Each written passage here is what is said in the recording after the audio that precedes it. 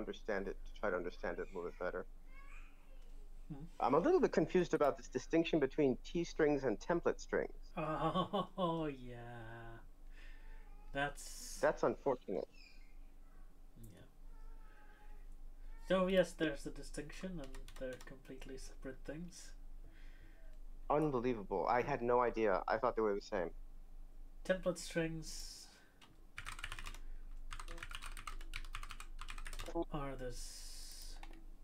I think they're in string. Yeah, they're in string. Are this really old formatting mechanism.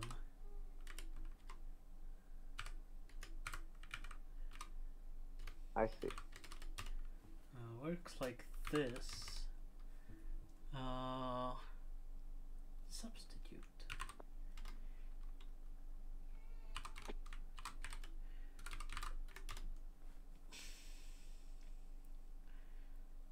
Yeah, so you can do this, and you can do braces like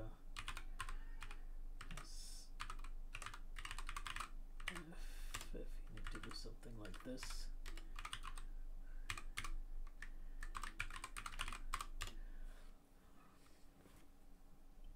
Oh, wow.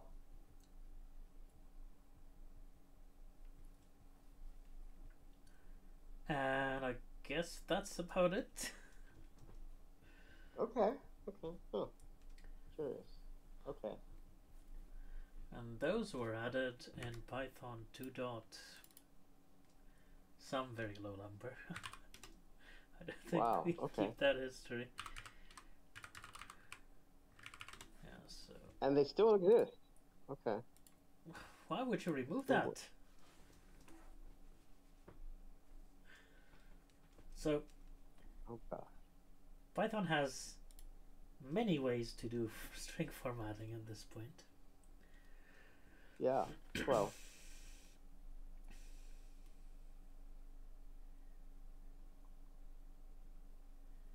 yeah, I guess there's like four then. With template strings, I guess that would be four. Oh no, there's So okay, let's count. So there's the original one, yeah, the POSIX the well, and the the one that takes tuples but nobody feeds it tuples. oh, okay. So the giving it a non-tuple is technically a shorthand. Okay. Oh, I see. Okay. Convenience. Back when typing wasn't so strict, you know. Yeah. So if you do something like put a variable here, and Right. it happens to be a tuple, it does something else than you expect. Also, Okay, so we the the operand doesn't always have the right priority, and using this with uh, named values tuples? Oh, is okay. awkward because you have to give it a dict. How do you write dicts in Python? I put a name in the these round parentheses. Yeah, so that's the old one. Okay, yeah. Then we got template, which is kind of forgotten. See this string module. Did you know Python has a string module that you can import? So I did not actually. so back in Python 1, where objects didn't have methods, all the string methods were here. So you would import like upper from string, or uh, Oh, I yeah, see. So that's where things like upper and capitalized come from. yep. So they were all functions of this module, and then they got added as methods to the string type. And in Python 3, they were removed from the string module. I think we can still go back to 7.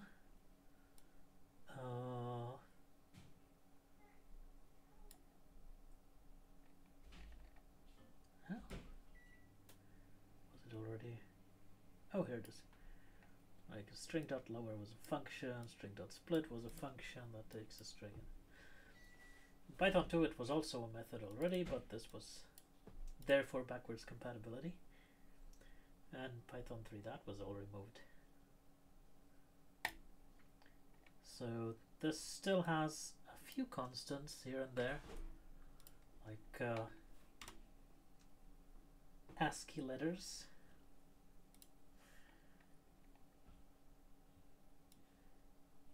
And printable ASCII characters, which might be useful. And then of course we have the template. I see. Okay.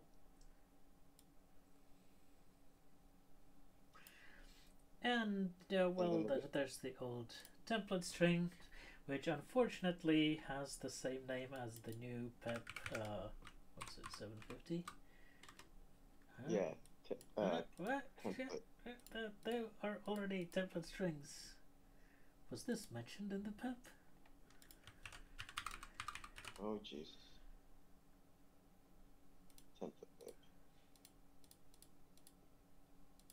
Template string literals. Processing template strings. Shit.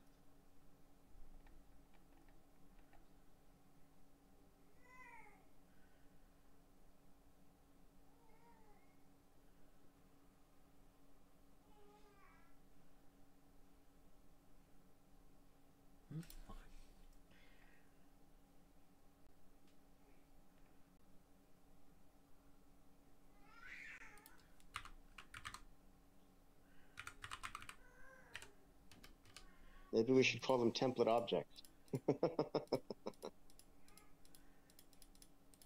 But to be honest, nobody really uses this old kind of template strings. And the new PEP will rename this section. Okay, good. I think instead of T strings, these are called like dollar strings in the proposal. Oh, good. Oh, I see. Okay, fine. Right, so that's I think the second string formatting thing that was added. Then of course we got a format method. Right. Interestingly, there's a string.formatter that works with this. Like if you use this kind of format string with a custom formatter class, you can override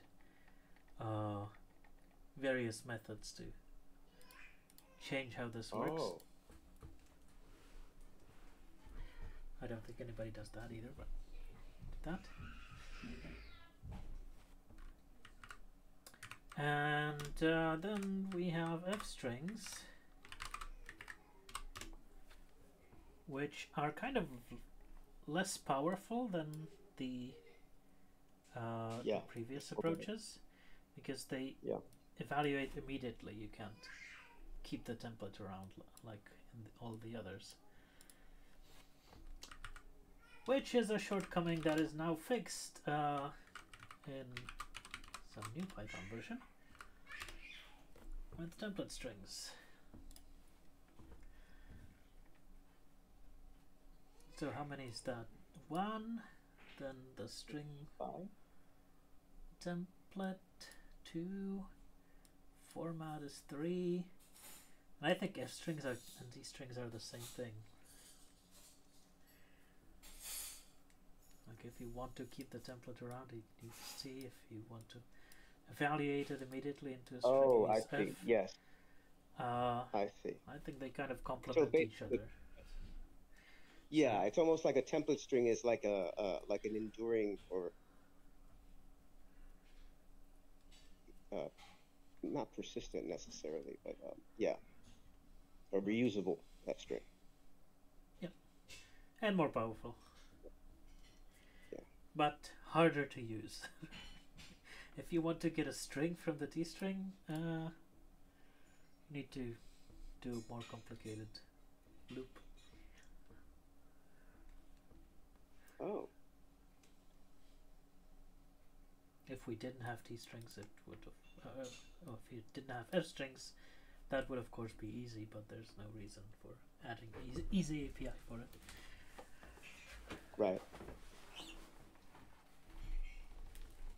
I think the pip has implementing F strings with T string as an example.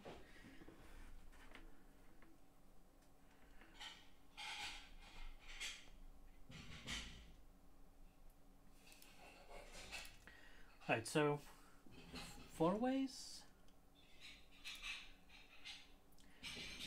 And the nice thing about these 4 ways is they all use, well, most of them use different characters for the placeholders. Like these use dollars, these use percent signs, and these use curly braces. So if you're for example writing a bash script and you need to template something in there, this would be a poor choice because it would conflict with the text you're writing, so you could use something else. But if you're if you're writing like a JavaScript template, then this is or a C template, then this is a really bad choice because there you have curly braces everywhere. So this one or that one would be better. And that's a very cool distinction. Yeah, back in university I used to generate a bit of LaTeX, and this was a poor choice for that because you have percent everywhere. Yeah, exactly. So that's one good thing about all these different ways. Of course, they all work differently, which is not that great.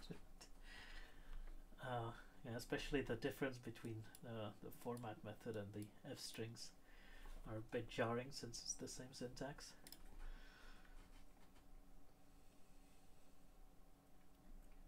Yeah.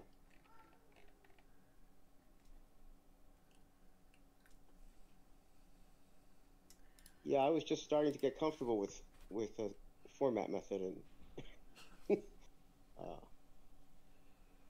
I was a bit skeptical of F strings at the beginning. Yeah, they're not as powerful. They were not as powerful. Right. I feel like they're complete now. Alright. Anyway. Where were we? There's this pull request up with no review. Maybe I should ping Adam.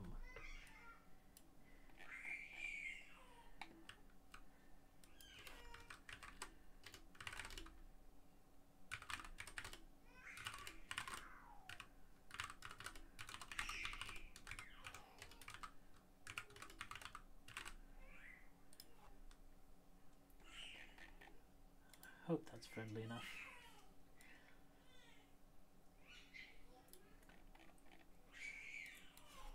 And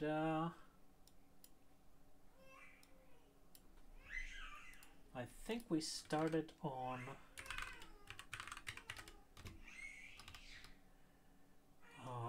the F string section after that, right? What do we have in this branch? Continue with X string, temporary commits everywhere. Okay. So I'll merge in the main branch. No conflicts, that's great.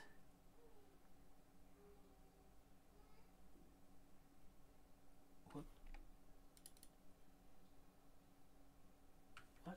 Somebody added binary files to Git.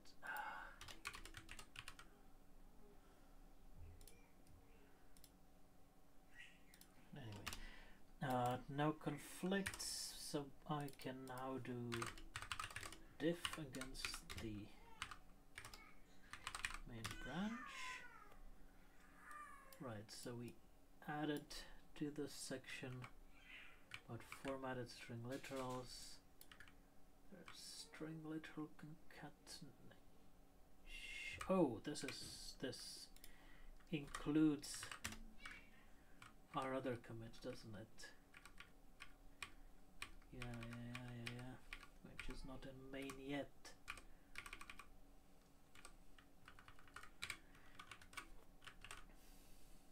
I remember now. Okay, so we should be looking at f strings.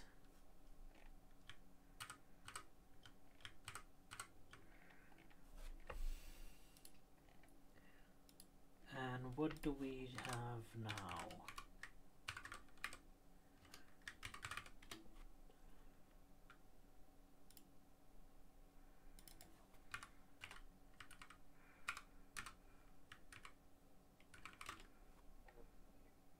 Some lexical, yeah, lexical analysis.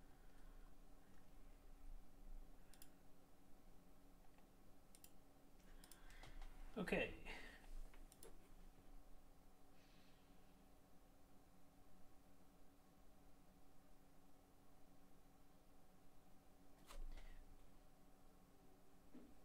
And I wonder if we should keep calling them formatted strings literals, since they're not really literals in their expressions.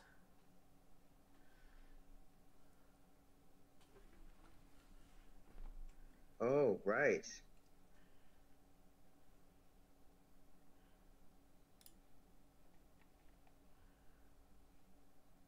Well, there. Let's see the docs. Well, I guess if it's formatted, I guess it's literal in the sense that the formatting is an abstraction on top of the content, right? Yeah, they're called literals in the existing docs, so Right. we're not adding any wrong terms. But yeah, don't feel too happy about the term, because especially now it can be a very complex complex expression. Anyway, prefixed with f. F strings do not have a constant value. They may contain replacement fields with expressions.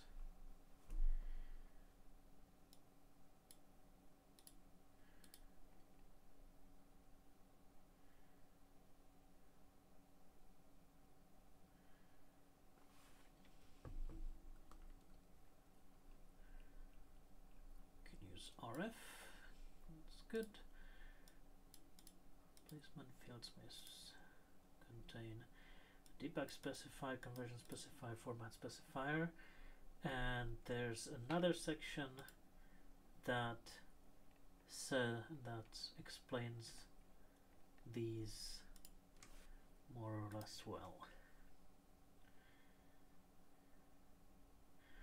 So here's the question: should the descriptions be in formatted string literals in the built-in types chapter,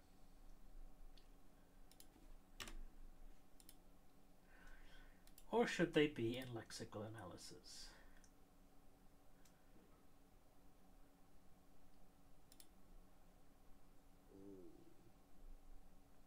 I'm going to go with the built-in types because. Oh, wait a second. You mean because of the little mini language? Because they're processed, they're tokenized differently? Yes, especially now. So it used to be that f strings were processed as strings, and then the content of the string was taken and processed as an f string. And that's no longer the case. Right. Now you have actual expressions here, like these are real tokens, and you can nest f strings. So some of this needs to be explained in lexical analysis, and like in all the other literals, like integers and so on. Well, we don't specify exactly how they're parsed. We say the numeric value is the same as if it were passed to these constructors, and these are all in built-in functions, and they somehow say how these are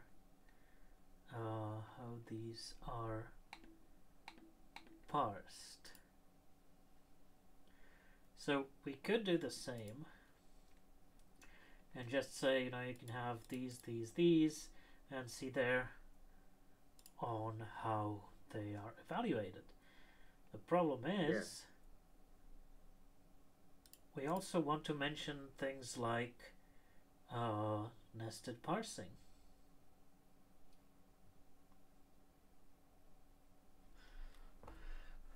Right?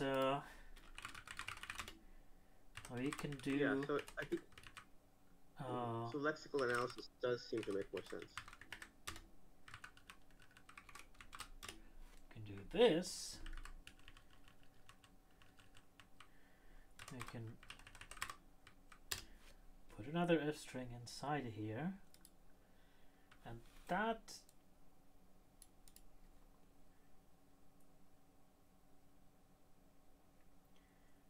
seems like it should be in the lexical analysis section. Now, what else is here? Like the white space around the equals. That seems lexical to me. Yep. There's a convention specifier, format specifier. Now the syntax of the format specifier, that can go somewhere else. Okay, let me actually read this section. These expressions are evaluated in runtime similarity format and are converted to regular string objects. For example, this is a nice example. Maybe we could use that.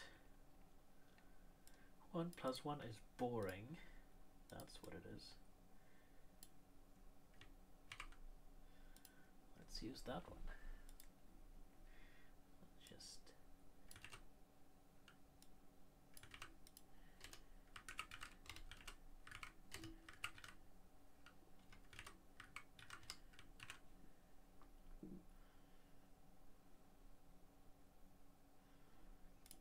right.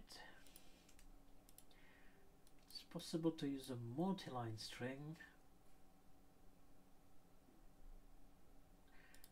Now, following the section on stringers and byte literals, that doesn't seem that important.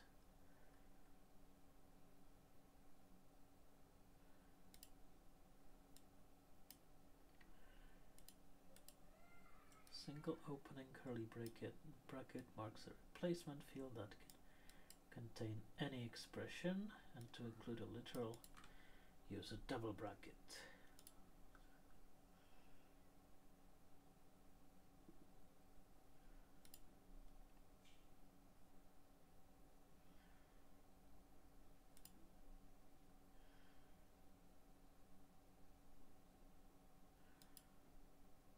This is better wording.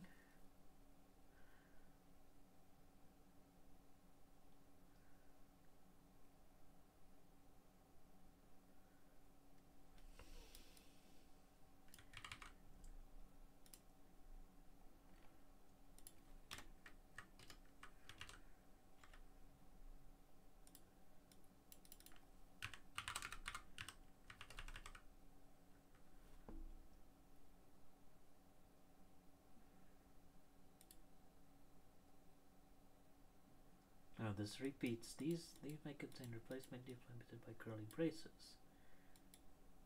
Yeah, this is better. This one too. Include a literal bracket.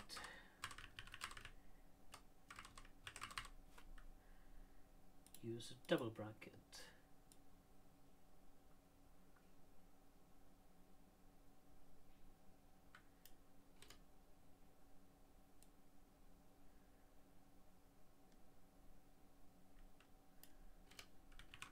And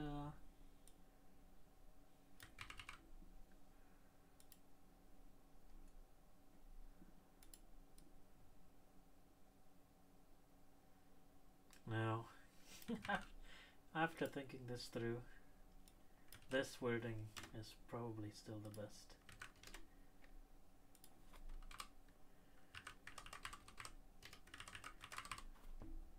They're not.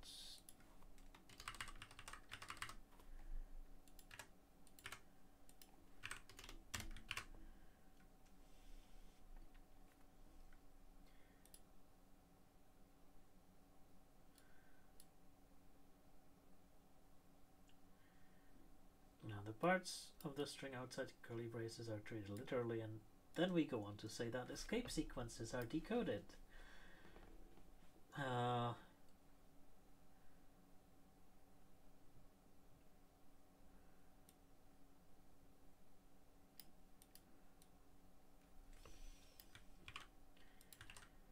So let's say escape sequences outside curly braces, or maybe we can say outside the replacement fields, are decoded like an ordinary string. Literals, except when a literal is also marked as a raw string.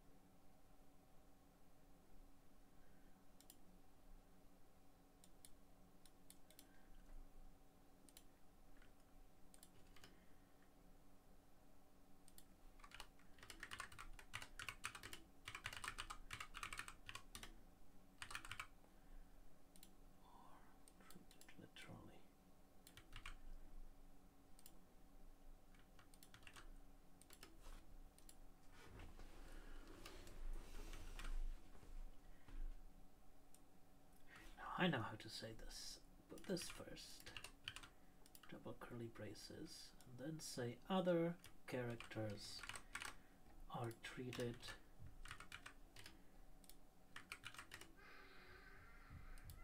other characters outside replacement fields are treated like an ordinary string. Literals. This means escape sequences are decoded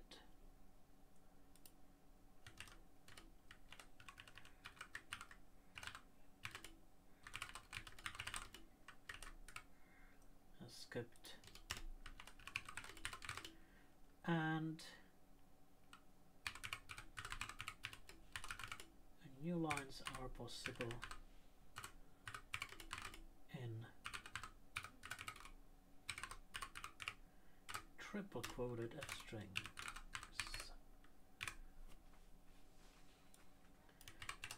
So do we put in a new line? Now there's a very boring example.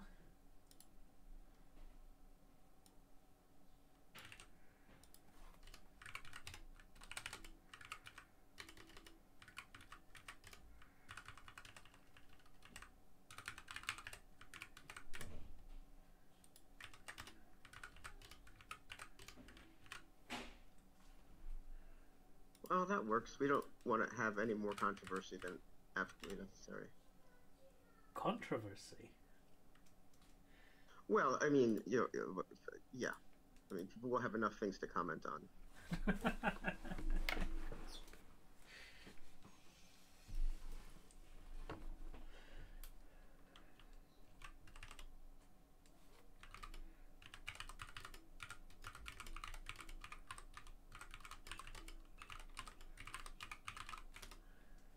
We could continue with the Monty Python reference, which I don't remember word by word.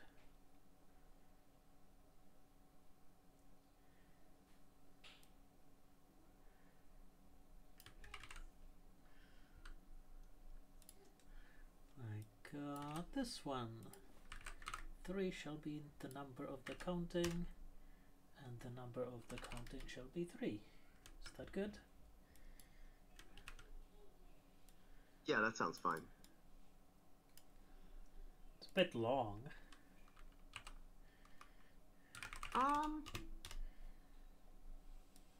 That's okay. I mean, when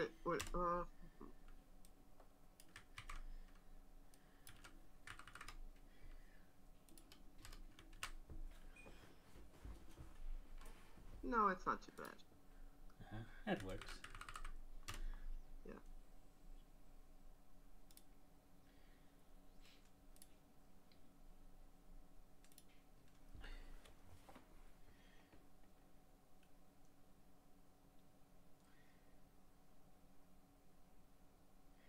I should probably sneak in double quote somewhere here. Alright, now after the expression, the replacement fields may optionally contain a bug specifier, a conversion specifier, and a format specifier. Alright, and here is probably a good place to talk about all of these. So how are they explained here? Brackets. Functions can also be used in format specifiers. So this can be improved. Format specifiers link to format string syntax, which is about stir format and the formatter class, and it's related to that of formatted string literals, but is less sophisticated. Why is it less sophisticated? Because if you have f strings,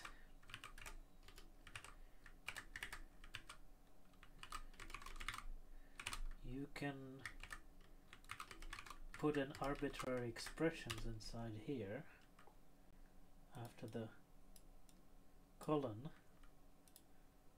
and they just get evaluated. But if you have this and do format, well, this will give you a key consisting of the string 1 plus 3.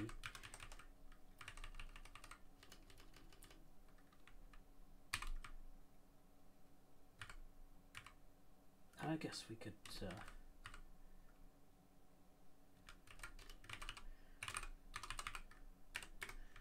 actually do that. I give it this key, and then this 3 plus 4 is also treated as a string.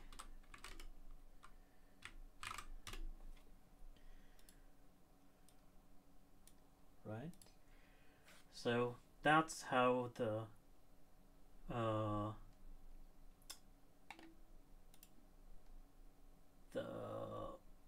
format string syntax is less sophisticated.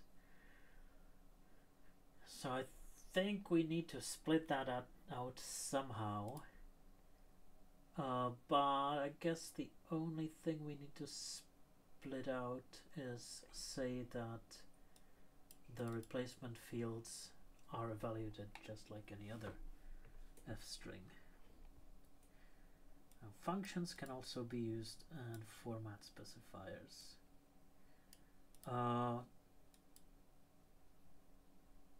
This is an interesting example. Maybe we can say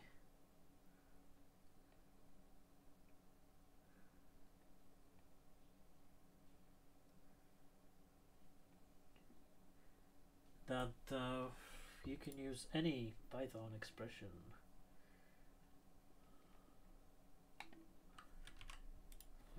This is an interesting example. Like import math, and then you print. Oh, cool. The square of 2 is almost equal to this to 5 decimal places. Except we haven't really covered format specifiers yet, so let's not put this here.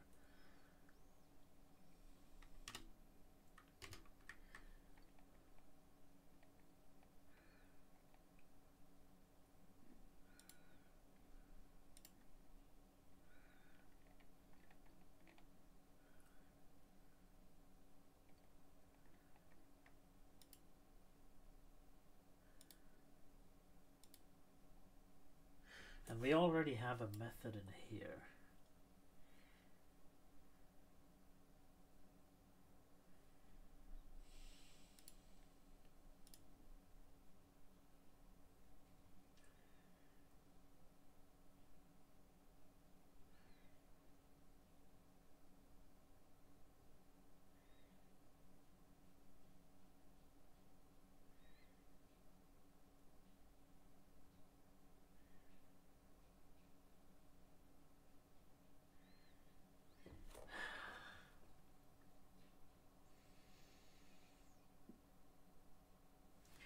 So,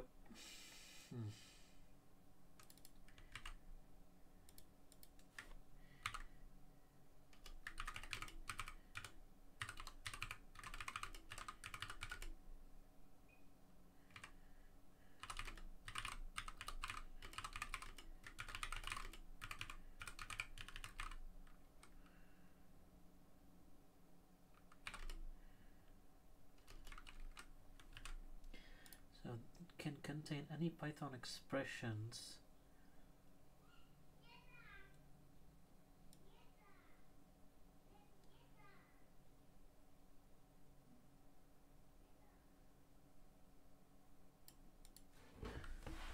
this is a better description of the expressions. This is what I was looking for.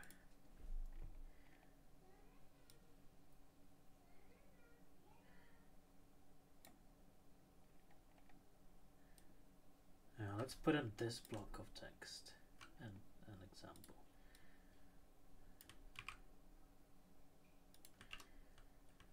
So expressions and formatted string literals are treated like regular Python expressions, but surrounded by parentheses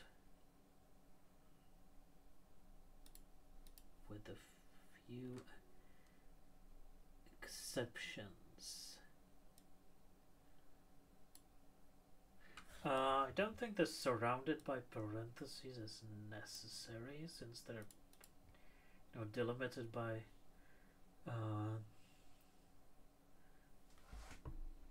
a different kind of parentheses.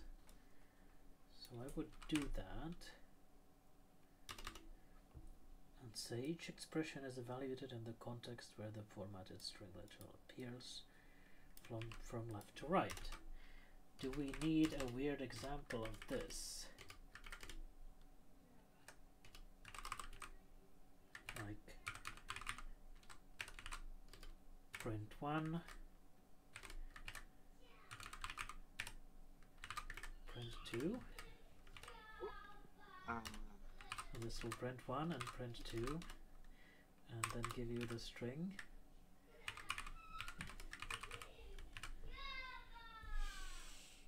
that too esoteric? Feels a little bit esoteric, but maybe oh,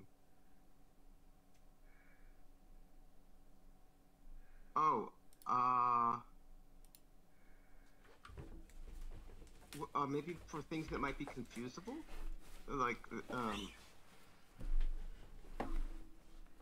like an L versus a 1, or a... Well, Oh no, I'm 1 and 2 is confusing. I'm probably confusing fine. this with type.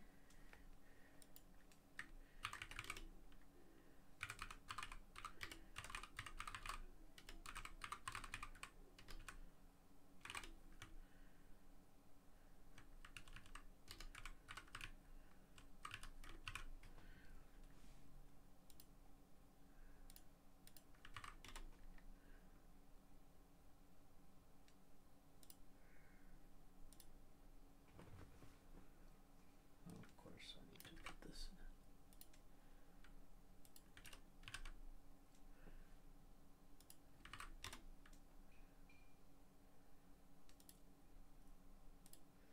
Like the difference between print side effect and its return value is really confusing to beginners. So,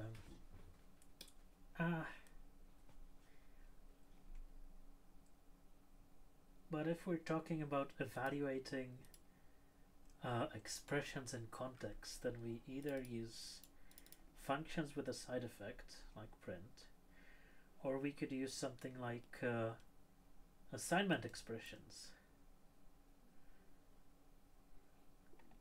Oh, there you go.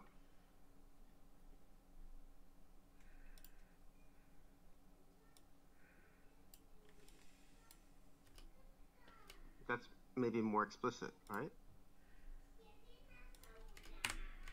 Oh, and we can put this in one example. An empty expression is not allowed.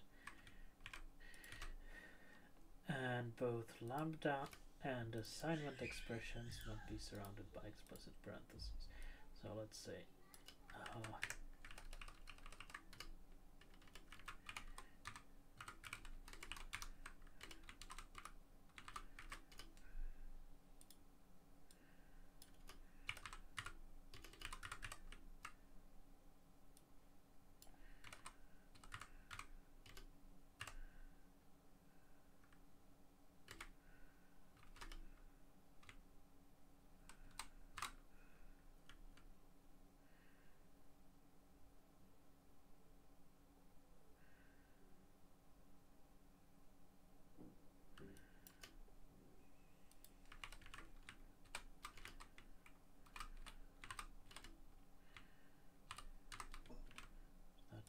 what this returns. Evaluates to 21. I can't count.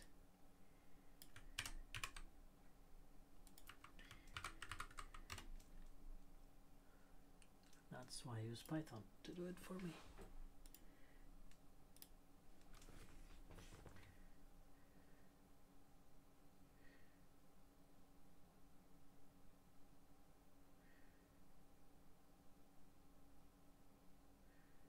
I think there's a few more things that must be surrounded by explicit parentheses.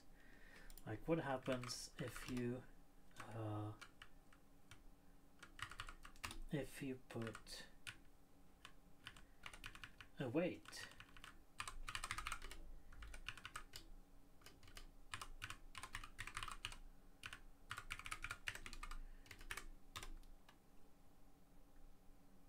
Oh, you can just put a weight.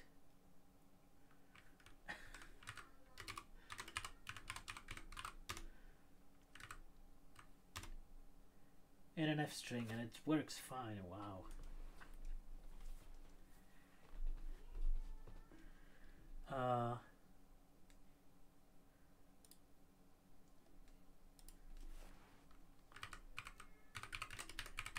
You put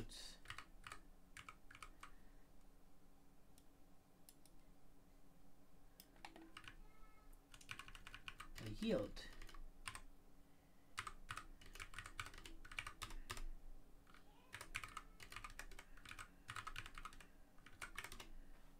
Of course you can.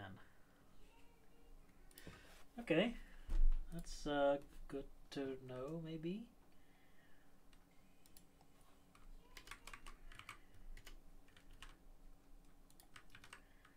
Alright. Replacement expressions can contain new lines in both single quoted and triple quoted F strings.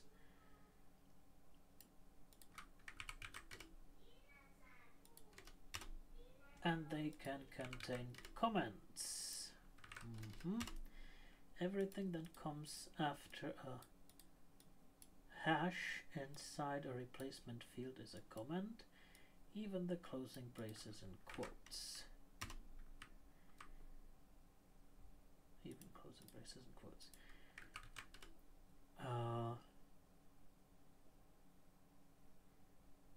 In that case, replacement fields must be closed on a different lines. Let's make this that clearer.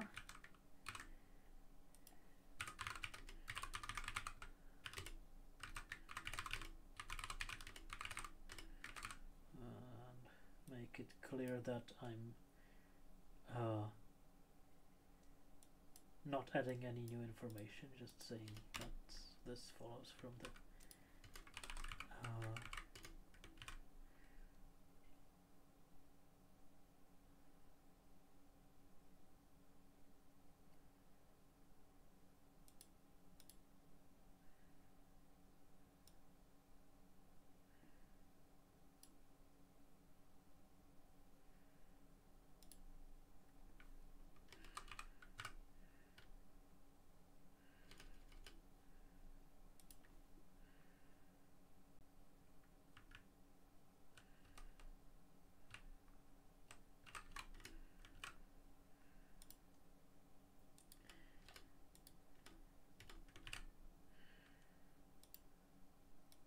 what do you think about this column here?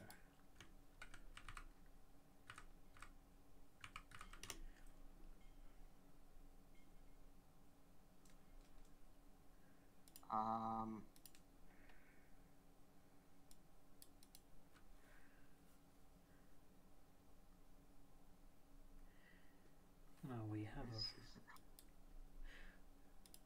the highlighter doesn't like this. That's not a good sign.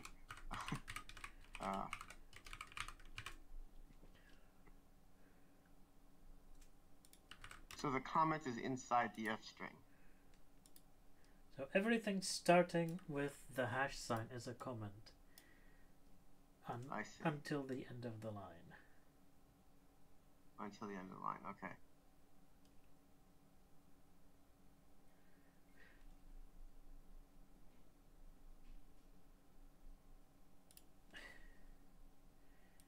Okay, that sounds fine.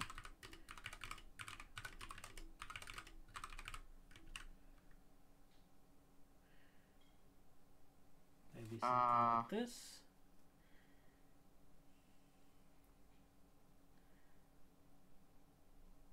Wait, so the until the end of the line is also a comment? Yes. Oh wow, that is kind of counterintuitive. That's cool. Yeah, that's really a good thing to point out. Because I would have assumed that the curly brace would be overlooked. That's kind of wild. Yep. Yeah, that is a great. That's a great example. That's kind of wild. I can't think of a reason why somebody would do that, but it could be a bug. I mean, it could help someone debug at some point. Yes, especially if your syntax highlighter is confused. Yeah, exactly. Yeah. And maybe this could be indented properly.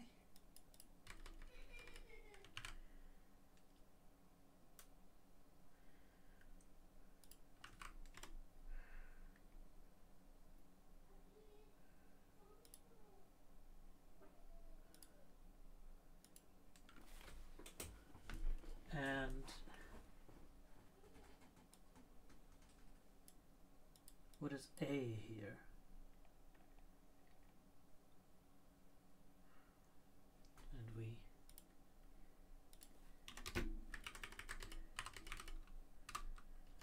to be 2, right?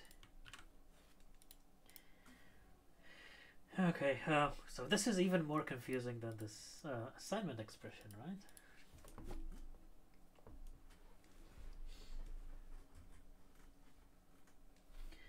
And now it's time for after the expression.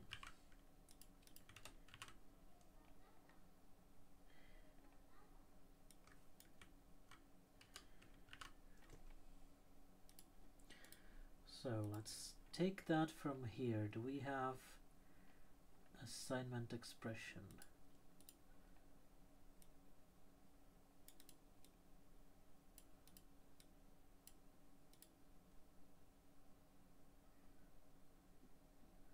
Using the equal sign after the expression. This preserves space within brackets can be used with a converter.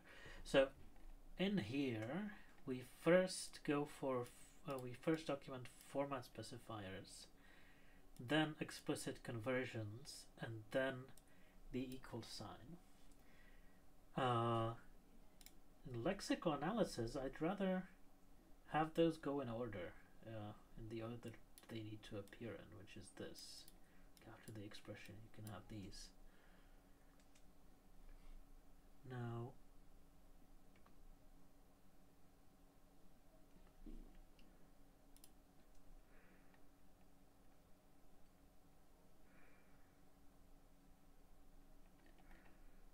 we might have space for sections here with this.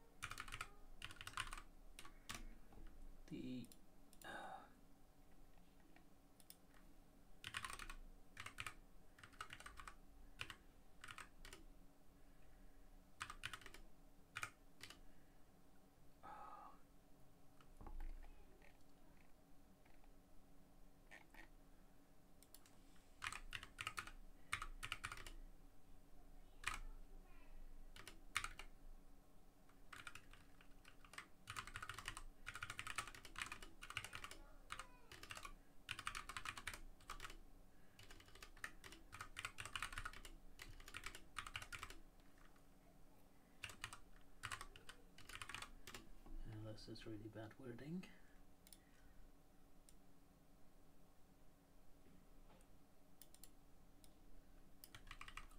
These imports. I don't like these imports. They're a bit messy. Can we say something like this?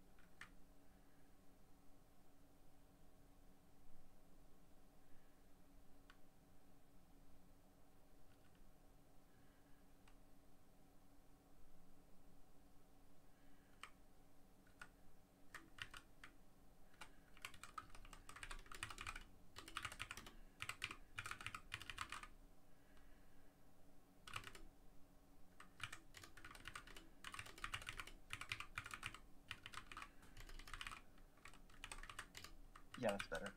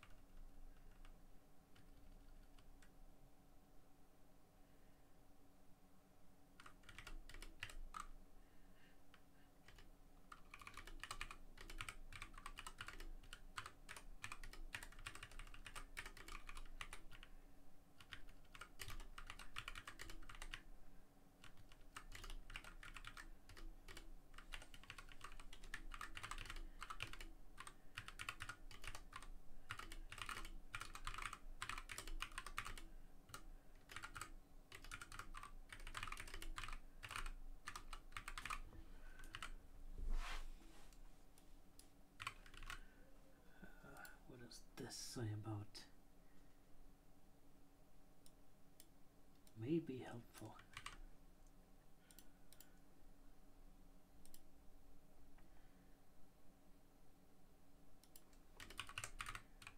This is often useful for debugging. White space on both sides of debug specifier is signifier. Let's be the equal sign.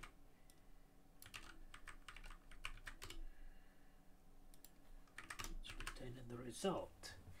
Now here it would be nice if we already talked about the conversion specifier, because we would say that the white space ends wherever the next field begins. So if you put S here, you'll still have that.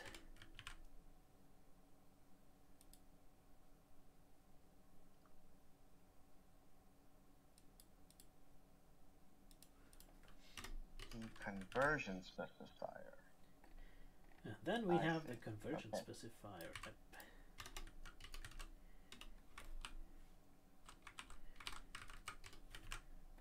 Now let's see how that is documented.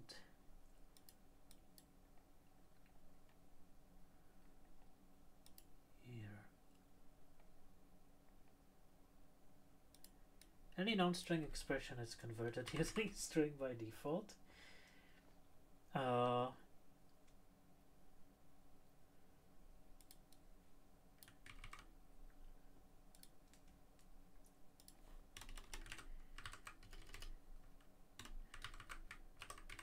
Well, why non-string?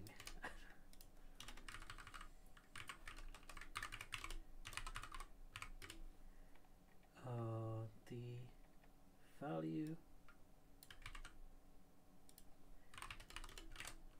replacement field expression is converted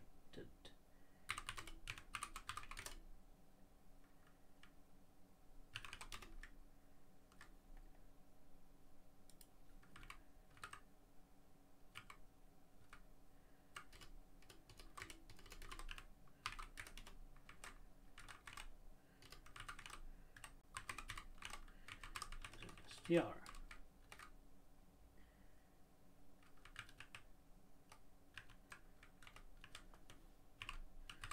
Let's put by default a start.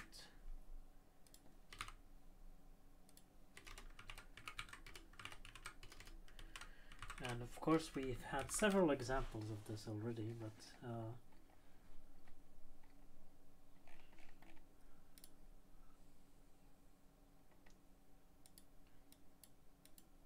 fraction. Fraction is nice.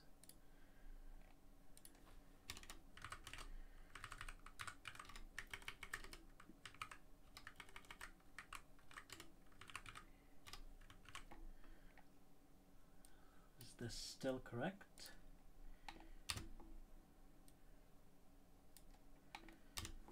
Yep.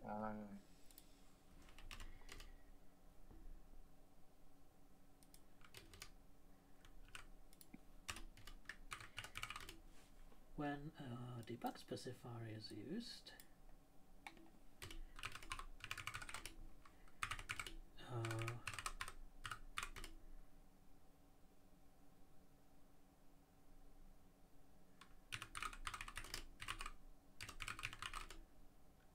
we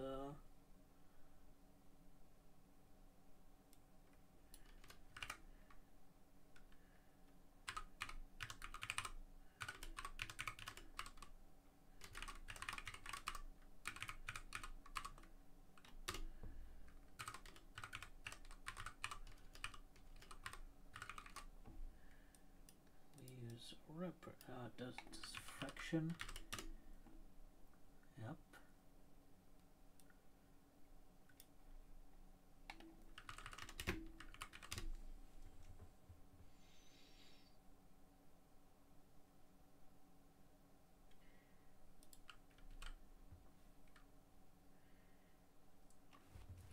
Now, do people know about ripper and fractions enough for this to make sense?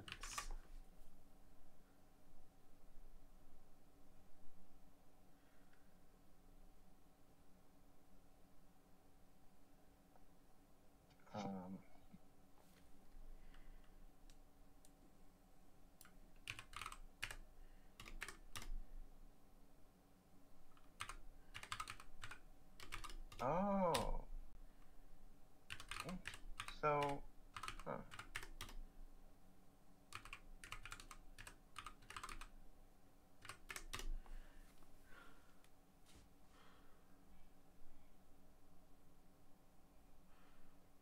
so the debug specifier is...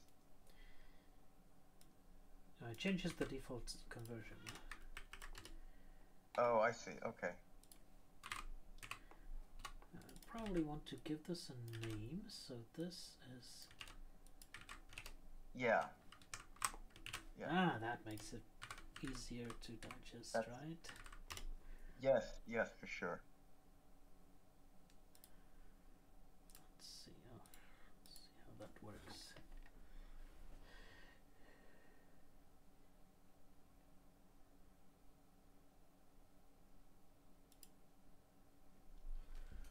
Right.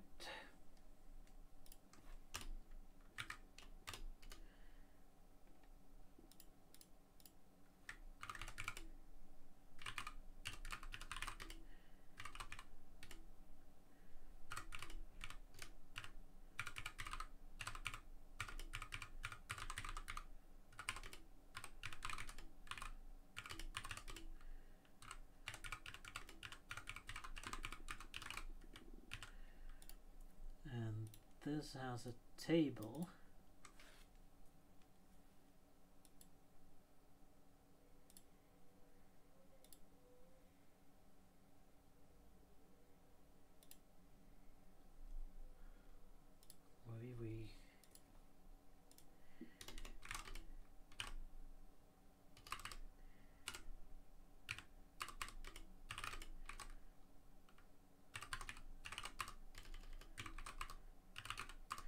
Maybe if we can get away with a bulleted list. Oh, yeah.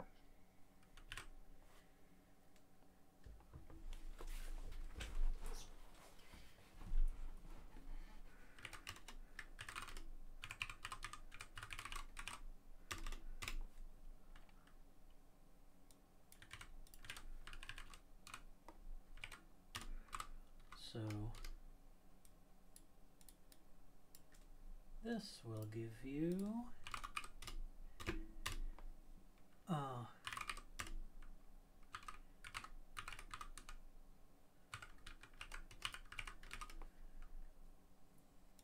if you have the variable set up.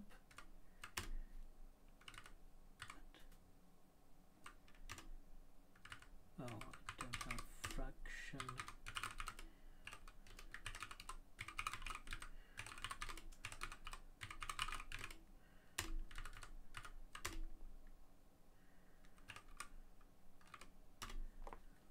Right, so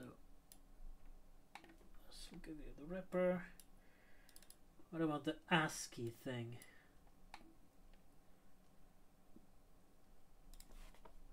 I wonder, I'm reminded of those tables they used to use in school to memorize, like, 1/3 is 33%, which is 0.33.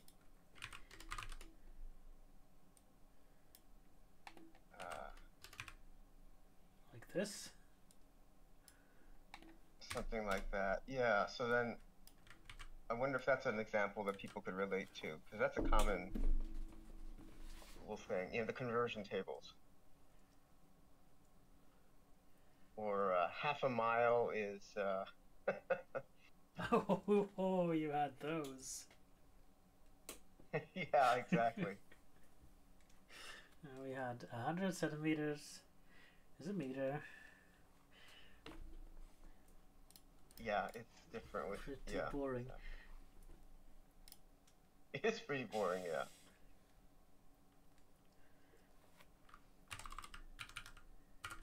Yeah, a mile is 5,280 feet. A foot is 12 inches.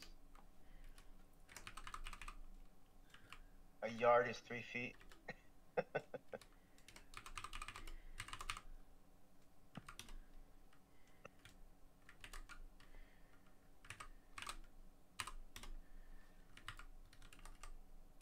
Oh, you can't have format in byte strings.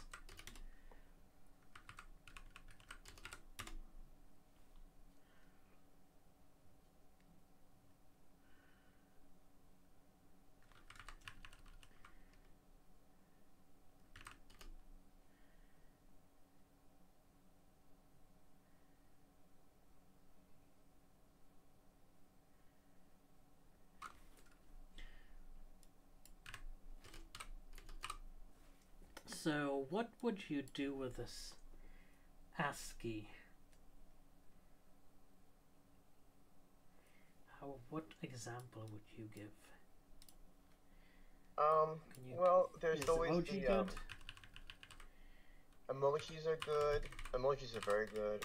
Or the other one might be Foreign languages? yes, exactly. Like Omega or the upside down question mark. Or the upside down exclamation mark in Spanish. Ah. Which is easy to confuse with the letter I sometimes. So I probably want to put this in a variable.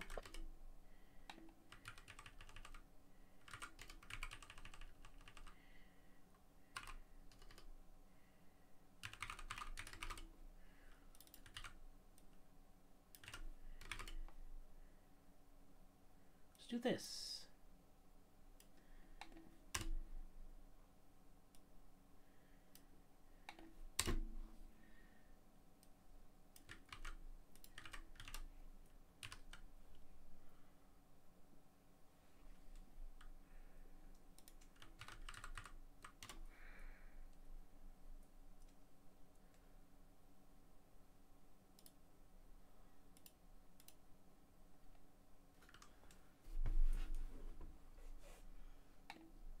ASCII, of course, as wrapper, but escape non-ASCII characters.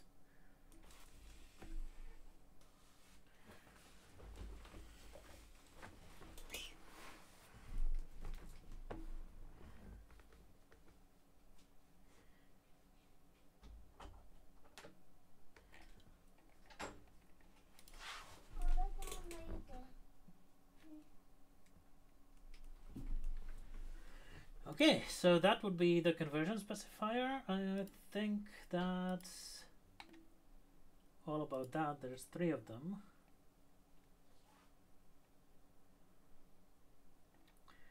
And then we have the format specifier.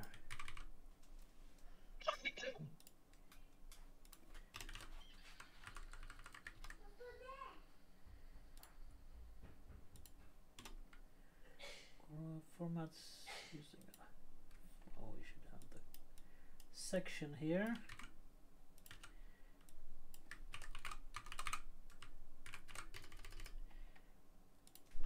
It can be formatted using a format specifier following a colon. Don't think that wording.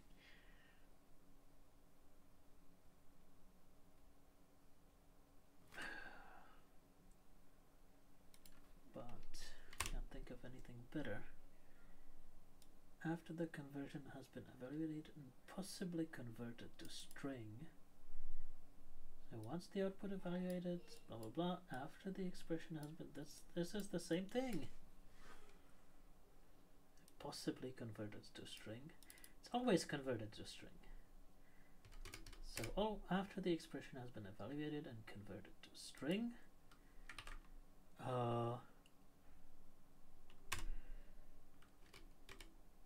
the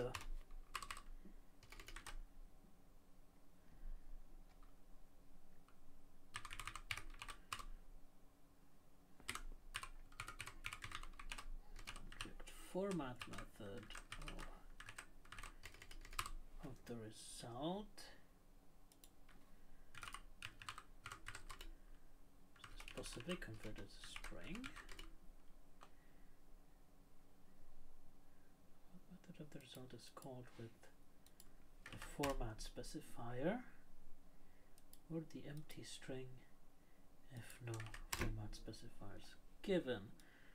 Formatted result is then used as the final value for the replacement field. For example, fractions again.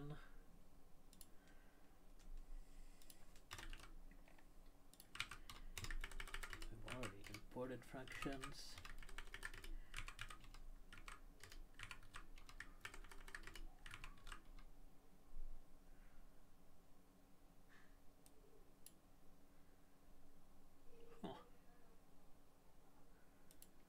So what if we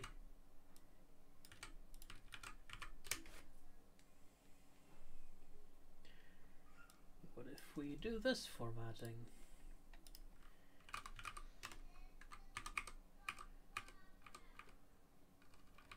Oh, the async IO REPL doesn't store history. Okay. What? That's not nice.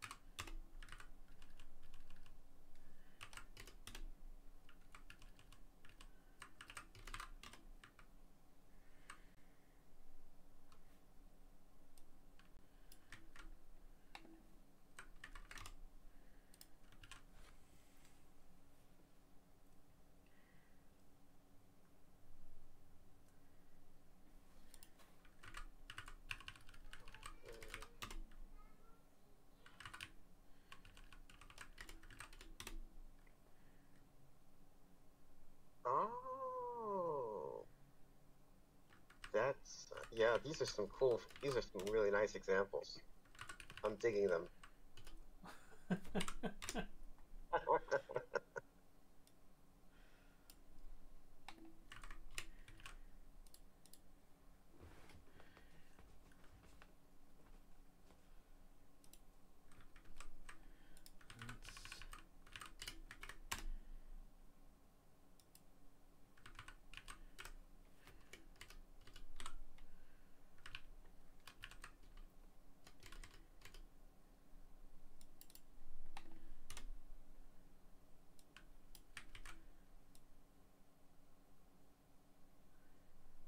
Why 1/7, right? We've been doing 1/3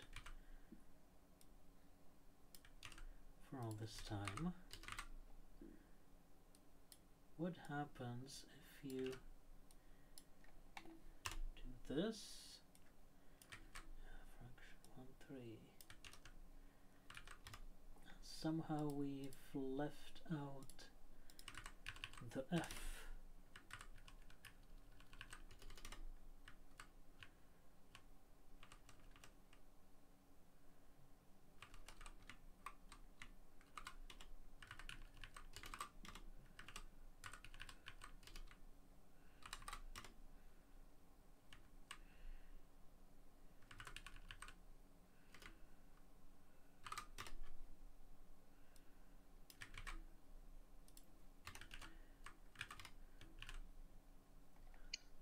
Oh, the if is here.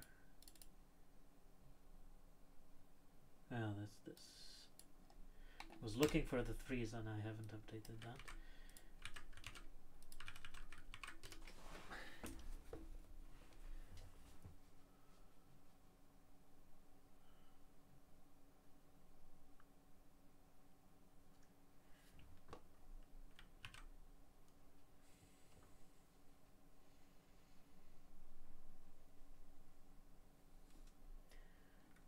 So now the important thing is, does this format method link to the right place? Format method. Oh, okay. And I guess it would be better to call the format function. Oh. Format function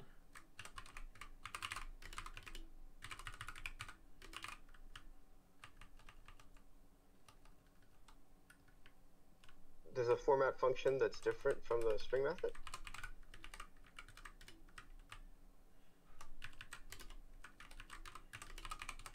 So the dunder method is the way you implement that one. Yeah. the formatting Okay. for the function. I see. So yeah.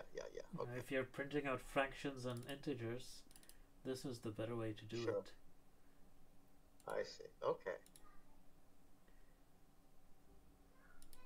Oh yeah. And this could use a bunch of examples, but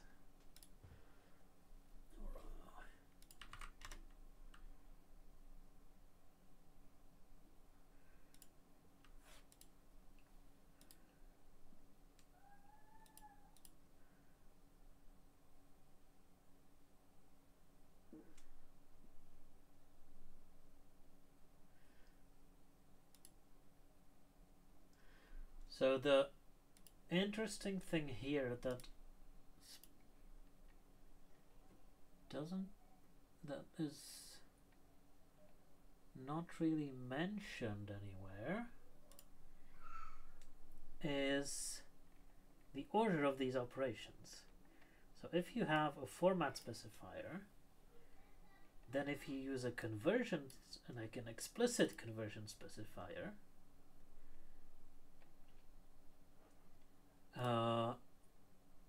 then the value is first converted to a string using the explicit conversion specifier and then formatted. If you use the implicit conversion specifier, like if you don't specify it, then the value is first formatted and then converted to string.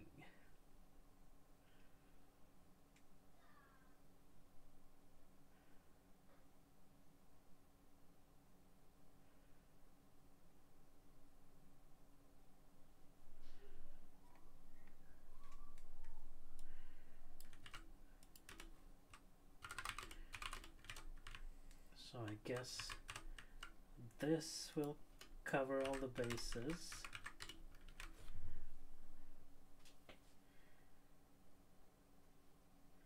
But is somewhat unwieldy.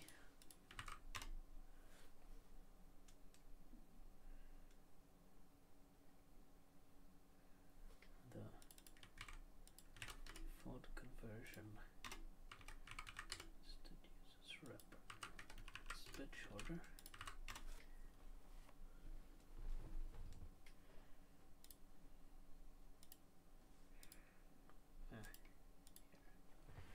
Okay, so debug specifier but no format specifiers use the default conversion instead uses wrapper. So this is very technical, and we don't really have an example for the debug specifier and format specifier, because format specifier comes before, but these two interact with each other, so you need to have this forward reference here.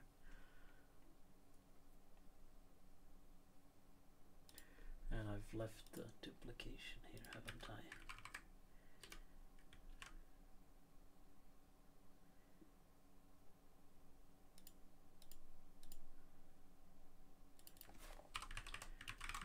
Format specifier.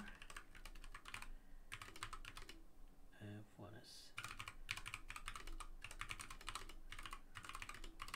so after a colon. How does that work?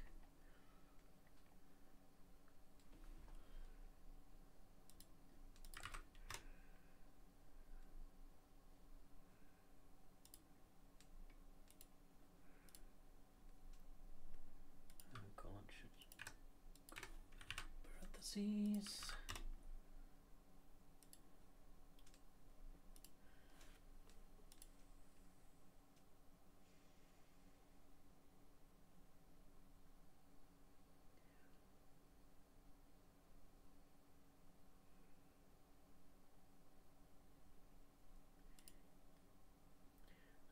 Formatted result, I would maybe say the resulting string.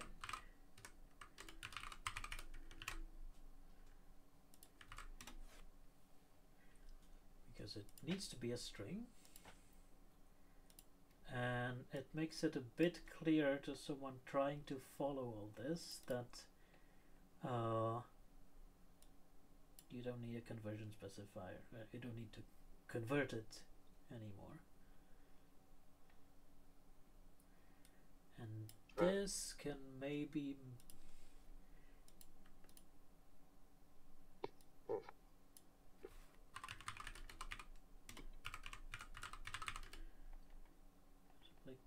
converted using an explicit conversion specifier.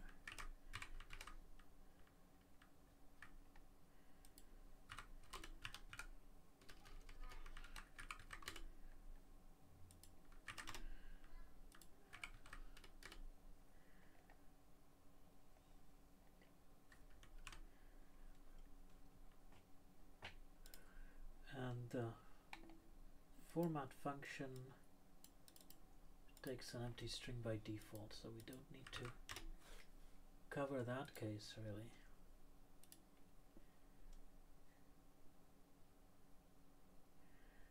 This is now a very long sentence. Is it still parsable?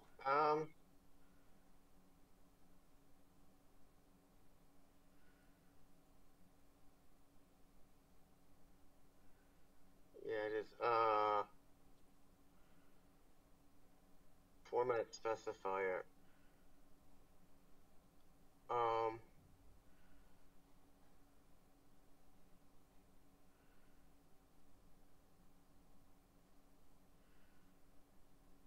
How about if we make it a little bit more active voice and say something like a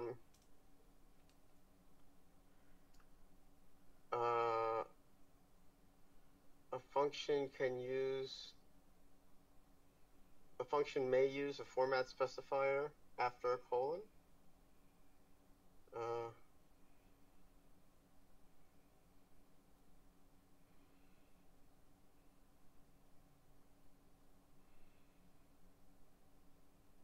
Because after the expression has been evaluated, oh, that's right, because we're still in lexical analysis, right? Yes. Oh, I see. So, okay. So, I see. So now format for specifier. So, yeah, we're still in lexical analysis. So basically what we're saying is, I think what we're saying is that the expression gets evaluated, and then optionally it gets converted, and then optionally it can be formatted using a format. Yeah. Because in a way, the first part of the sentence is just a breadcrumb to help people, remind people of where we are and, what's happened up to this point. Right? Presumably we could even drop that first expression, that first sentence, and simply say afterwards. No. We could simply say no. You don't think so? Uh,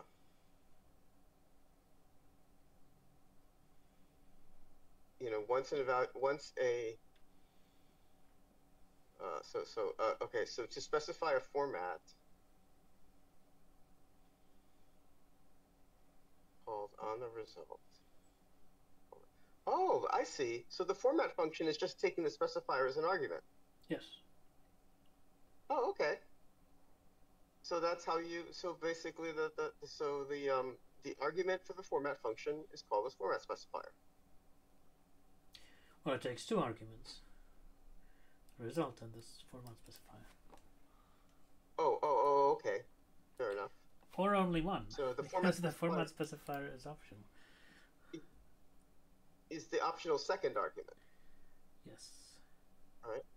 Okay.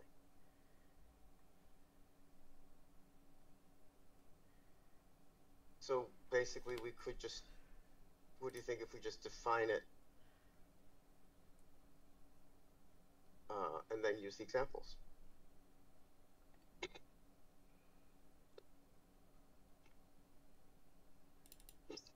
Or we could break up that first sentence where the first, it is basically,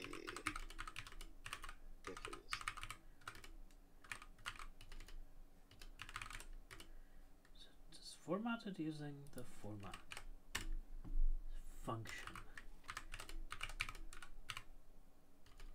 If the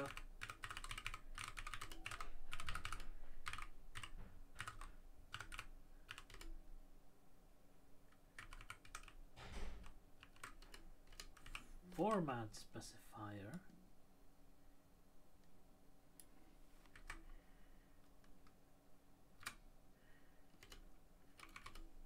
and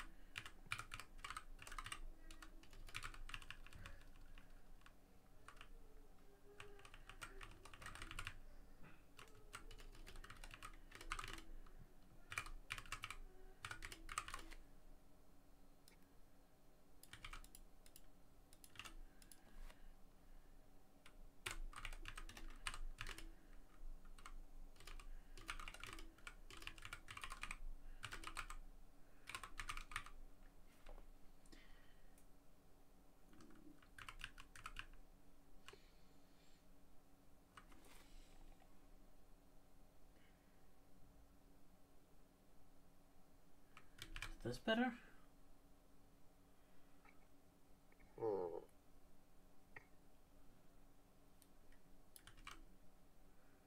Yeah.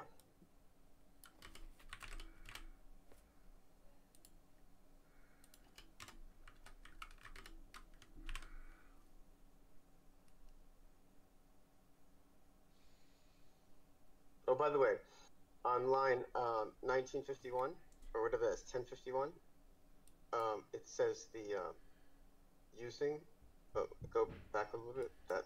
Yeah. Unsing. Ooh, what? Is that a word? Can you unsing a song? Oh, sounds like a Zen koan, a Zen exercise.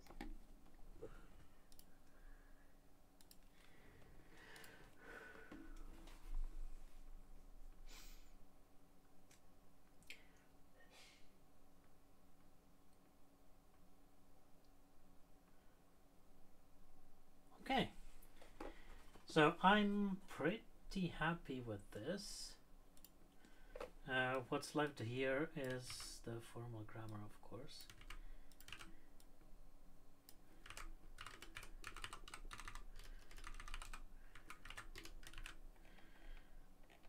Which we do need to work on.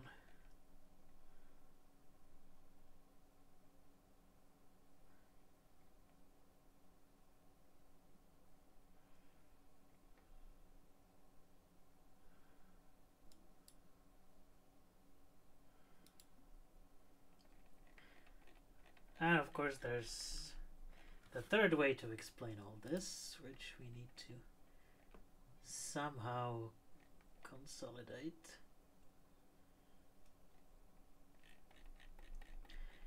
But now I'm thinking that this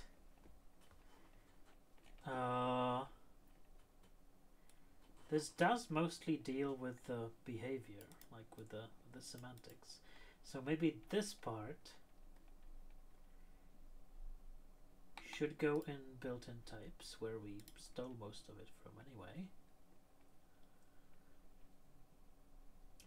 And we probably want to repeat this replacement fields may optionally contain blah blah blah, and put these sections here.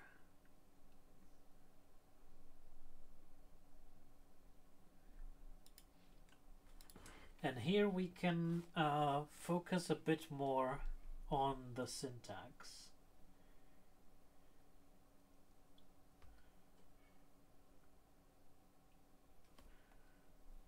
Does that make sense? I think I'll put this in Git. It does, yeah.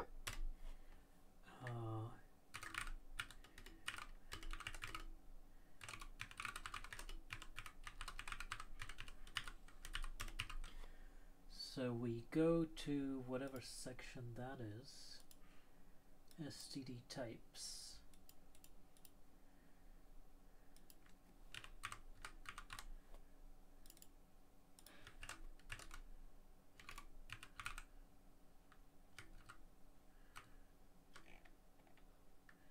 Has the exact same block of index keywords as our other section.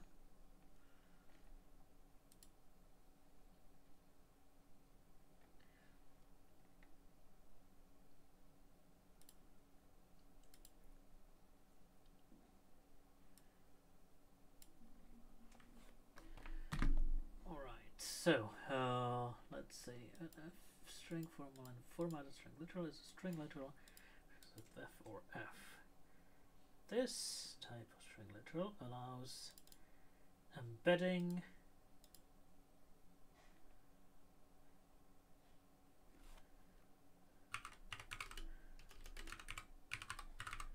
the results of arbitrary Python expressions within replacement fields, which are delimited by curly brackets.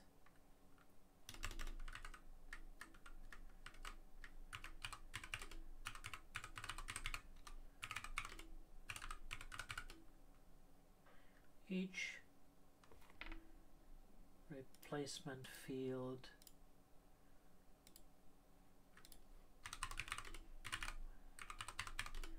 must contain an expression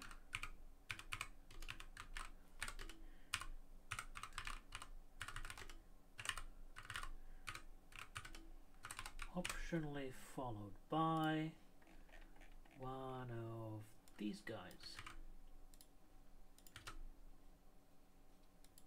Specifier, equal sign, conversion specifier, format specifier. And now I go and say C, not Sue, C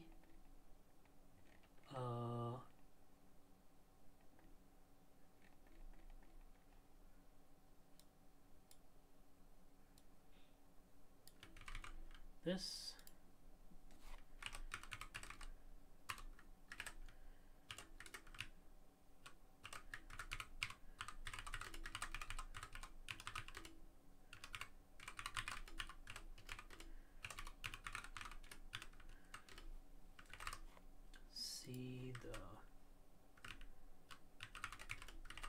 lexical analysis section on an F string for details on the syntax of these fields.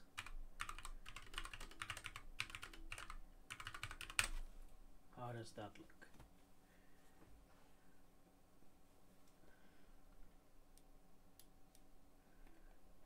And now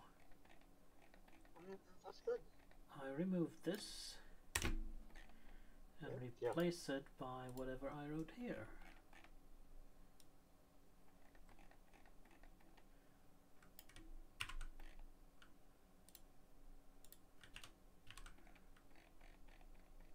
Right, and then link back to std types of strings from here. C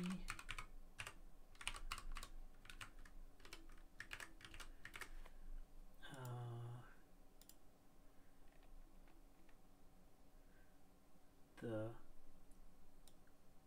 built-in types. Well, this is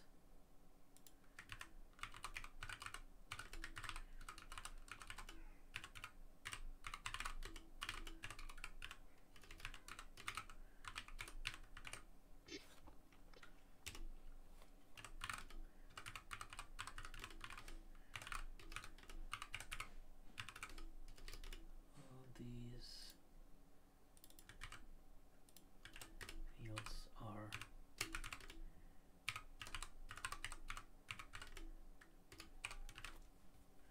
evaluated.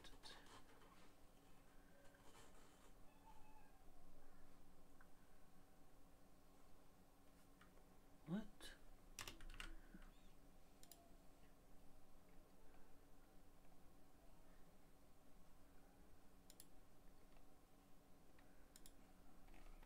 And now we need to put in, so this, when the equal sign is provided, the output will have the expression text, the equal sign and the value. Spaces after the opening brace are retained in the output. By default, this causes wrapper to be provided unless a format is specified. Format is specified, it defaults to the stir of the expression unless a conversion R is declared. Of course, if the conversion A is declared, that's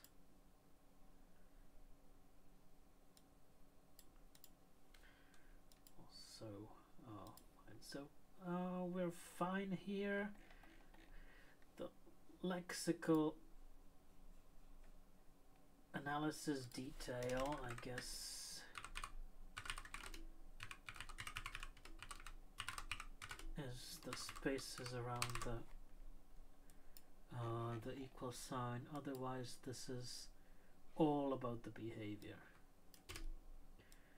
The equal sign was added in version 3.8.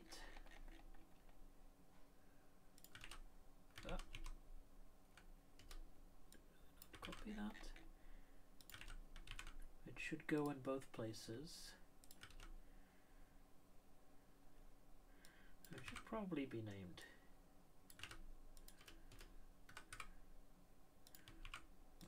Put it here.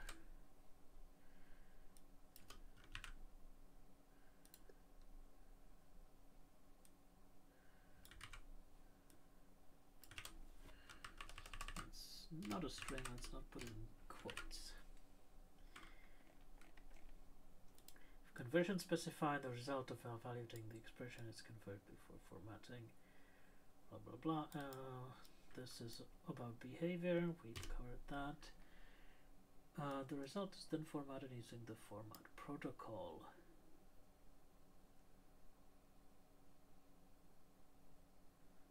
Format specifier is passed to the format method. An empty string is passed when the format specifier is omitted.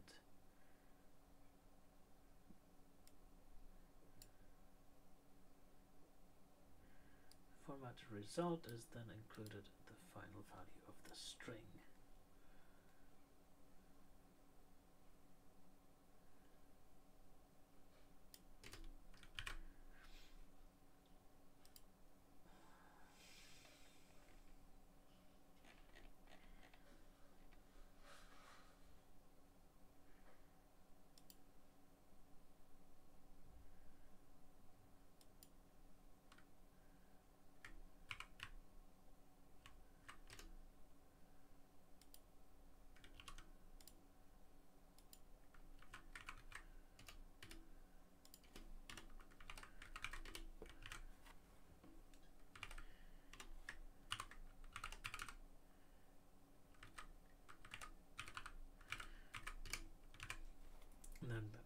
empty string is default of the format function.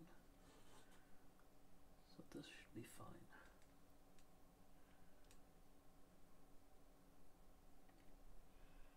We re-import fractions and remake the 1/3 in this section probably.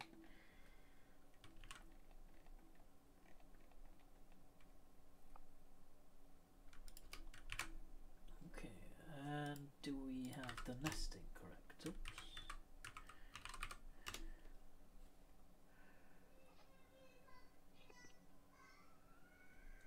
Yep. Ah, beautiful. Nice. Very nice. Now this is still called the debugging operator or equal sign, and I'd like to call all of these specifiers. The terminology is inconsistent everywhere. Yeah. So version added 3.6, version changed 3.7. Await and async 4 can be used in expressions within f strings. I won't put that in lexical analysis as well. 3.8 added the bug specifier. 3.12 many restrictions have been removed. Yeah, so all of these should go in here as well. Do we have them? No.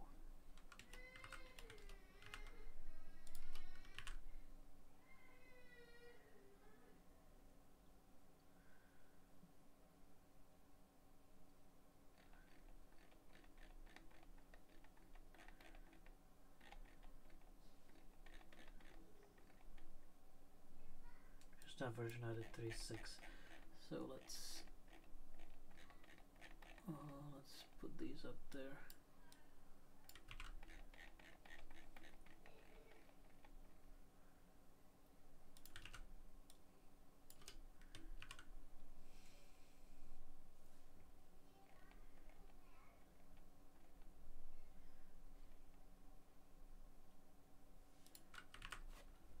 Equal sign.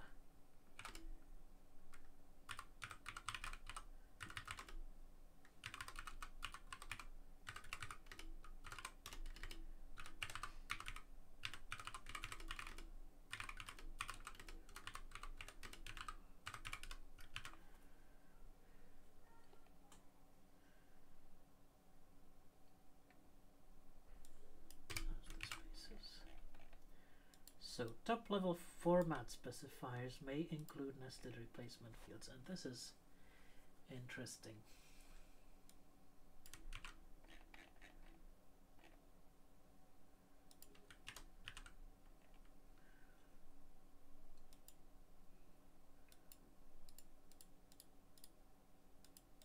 Hey guys, how's it going? Hi. Hello! You've made it at the very end. Yeah, I missed the streams, though I had some conversations with prospective clients in the meantime, so couldn't join. Will you attend the AeroPython? Yes. Yay, we'll see each other again. Great. Yeah. Yeah, I'll be there Monday definitely, and hopefully until the end of the week. I'll be from 15th, so from Tuesday. Sorry, from 16th. So from Wednesday to Sunday. Okay.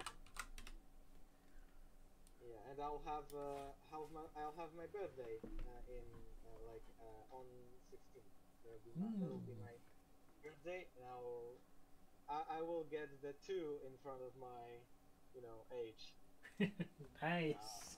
I'm becoming 20. So turning 20. Yeah.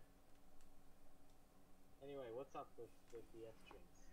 F strings are, well, trying to put the lexical analysis stuff on one side and the behavior or semantic stuff on the other side, and I think it's going pretty well so far. I don't know about this nesting now. So top level format specifiers may include nested replacement fields. These nested fields may include their own conversion fields and format specifiers, but may not include more deeply nested replacement fields.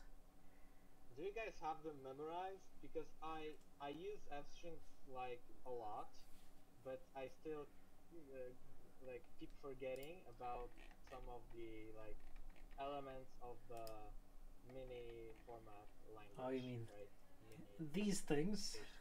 Yeah, these things. Yeah, I need to look them up in the docs often. Yeah. Yeah, those are fun.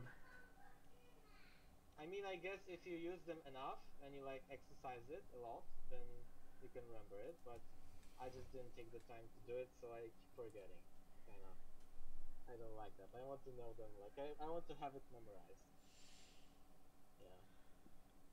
'Cause that's when you really get the advantage of it. That you don't have to use ljust. You just do the right format stuff. You don't have to use center. You just use what's there. Yeah. That's useful.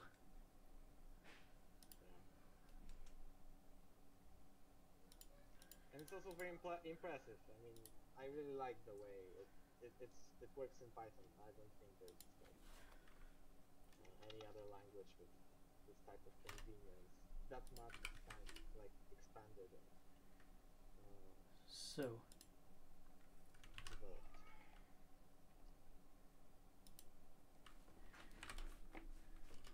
So we do our commit. So here I would say top level format specifiers. Yeah. Or, well, maybe I would put some duplicated context, like format specifiers. Do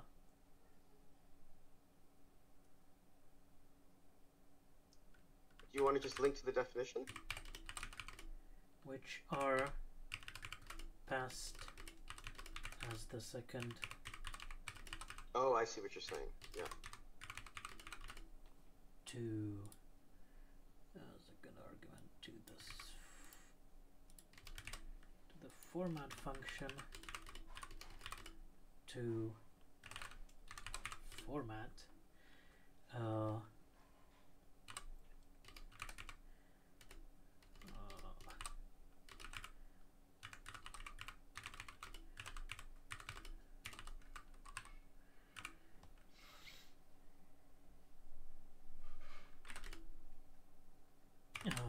have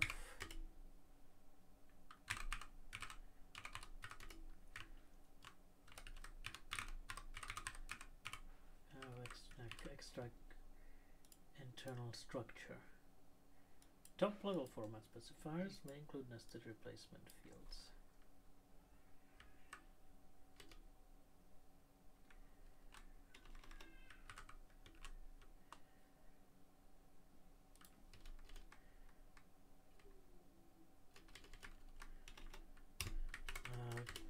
Need to do some kind of example. Let's use the name from before, or maybe color and print color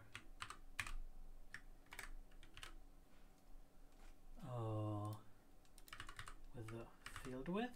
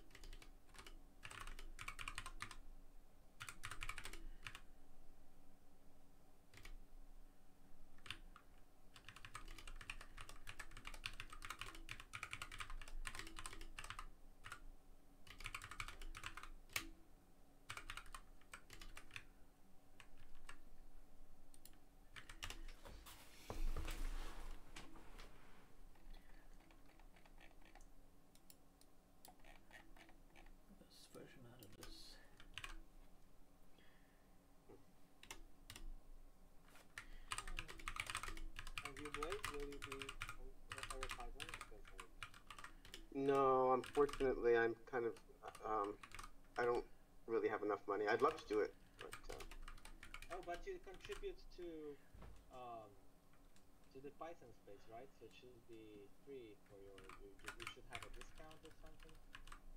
well, but the problem is the travel. I'm in Oh, the Massachusetts. travel. Okay, okay. Yeah. Yeah, I see. Yeah, it is quite. I mean, I live in Poland, so that's not that much of a Yeah. problem, at least for me. But yeah, I imagine because you're in the US or Yeah, I'm in Boston. oh yeah, so that's an entirely different story, right? Exactly. Yeah. Yeah. Yeah. I want to attend PyCon US, but I guess in the next year, right? I wanted to attend this year, but I resigned before they closed the grants. I Oh, I I see. wanted to apply, but and I thought, okay, next year maybe. Well, Maybe. next year will be better because next year it's in California. Wow, that's cool. This time it was in Pittsburgh, right? Yeah. Yes. Yes, California. I have a client from California. Oh, fantastic. Yeah, yeah. Oh, maybe you can meet them at PyCon. Actually, my client is a person who worked in Hollywood for 30 years. Yeah. Yeah. They're not very technical, but who knows? Well, If we can use Python. if yeah, if they're still in Hollywood, it's not too far from where PyCon is also going to be in the South, in Long Beach. Wow, nice. Oh, can you So it's I need to like message me about it more. I mean, I wanted. I don't want to forget about it. okay. So, Yeah, I'll do that. I'll send you a DM. great. Great, thanks.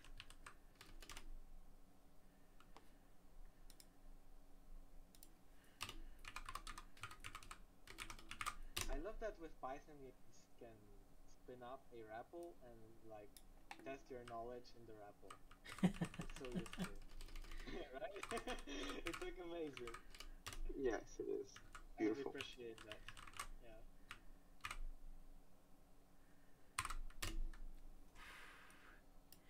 Now here's an esoteric example. Let's see. Oh wow, yeah, that's I also kind of don't understand like why JavaScript or TypeScript doesn't have a similar approach um, that we have with T strings. Like in I don't know, I'm not an expert, but I wanted to make lazy templates. So like string interpolation doesn't really work here. mm, Like I wanted to make lazy templates I can do in Python. You just do %s or you do these curly braces and then dot format. There are like 3 ways you can do it, or 4, or maybe use string dot template, like a lot of ways. But I wanted to do it in JavaScript, and I was like, how on earth can I do it? And like it yeah. turned out, I either need some library like util from Node. I don't use Node, or I could just do my own function and like do the interpolation there. It kind of sucks that we don't have it built in. And no, I won't be making workarounds for like simple things. I won't be mocking the entire language just to support form. Yeah, of course. Yeah. I thought it would be like built in. It's not. In Python it is. In JavaScript, Yeah. don't know why. Like, yeah.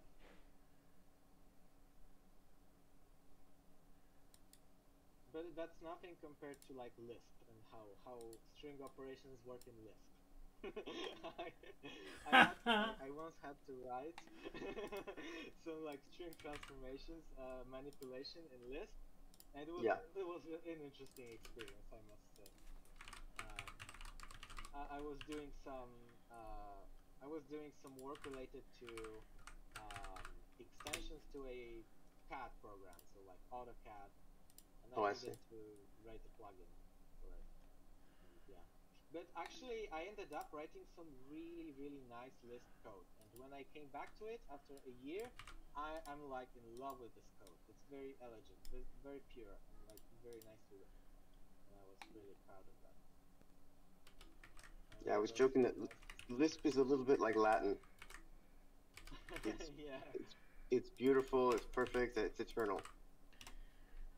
Yeah, I like Lisp, like the idea of Lisp. It's like I love it. I love the idea. Yeah. And I need to try to write a compiler for Lisp. I mean, interpreter, sorry. Yeah.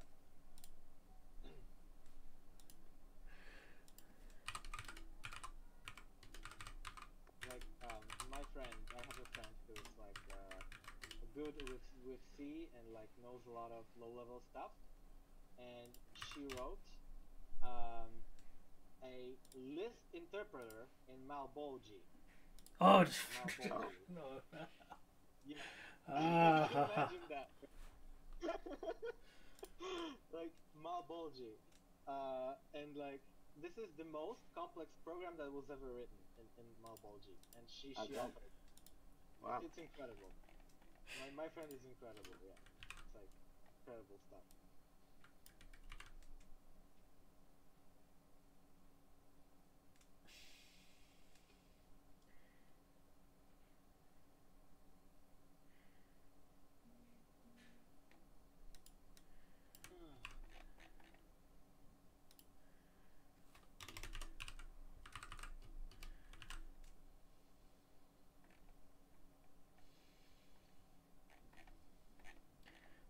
Here's a weird note. Formatted string literals may be concatenated, but replacement fields cannot be split across literals. Obviously. Oh, of course. Okay, yeah. I mean, that's almost. Well, we can do something like. Do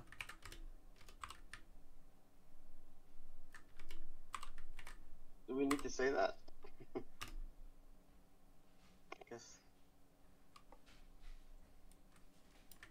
Yeah. I love 3.12 for this. For the fact that we can do this.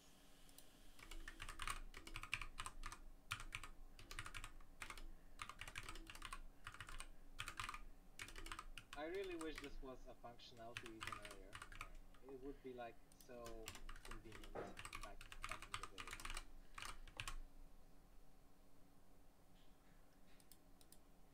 It's really cool addition. Yeah. And I love like I remember when I was getting these errors about like backlash inside backlash sequences. Uh-huh. Like you cannot like use it because I wanted to like have some conditional formatting with a backslash. Wait, what was that? Backslash? Yeah. Okay. You couldn't include backslash sequence inside an F string. Yeah. Now you can. Yeah. Now you can, right? It's lovely. I don't precisely remember why you couldn't include backslash sequence. Oh, I can tell you. Yeah, why is that? Because previously, F strings were actual string literals, using the actual string literal syntax, which we have somewhere here, right? So before the there was the F, and then the quotes, and then there was the string and end of quote, and the contents of that string were then passed to the F string parser, right? Oh, okay. So you couldn't do something like this, because this is a string and this is a string, right? It would end the string, right? Yeah. This would end the string. Yeah. Actually, if you did exactly this, what you wrote, that would result in a single string, a literal with like 2 curly braces. Yes. It would be concatenated to like. Yes. Yeah. So in what was it, Python 3.11? Yeah. Oh, actually, yeah. Well, without the F, that right? is yeah. Yeah. Okay, so if you have an F, you cannot like implicitly concatenate. That's just really stupid. I mean, now you, yeah, but Yeah. implicitly no. Now you can because you can nest these. Yeah.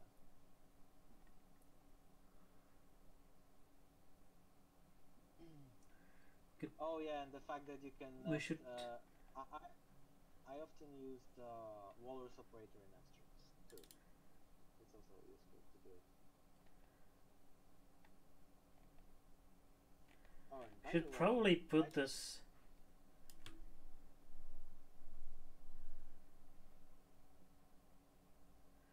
a bit above. when's the Python documentary coming out, or did it already come out? The Python document? No? Yeah, the Python documentary. I think it premieres on EuroPython. Anyway, I just looked at the time and I see I need to go. So. Yeah. Okay. Very good. Very good. Thank you.